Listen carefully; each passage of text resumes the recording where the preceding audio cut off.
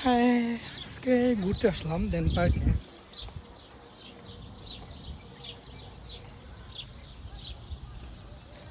ও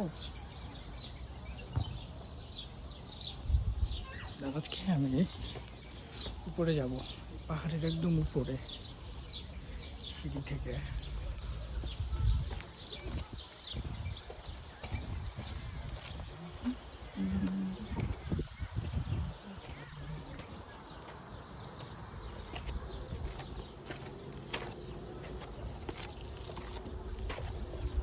পাহাড়ের উপরে আসার পরে এখানে কিছুই নাই, একদম শুনশান নীরবতা, শুধু বালু, ঠিক আছে, আর কিছু নাই।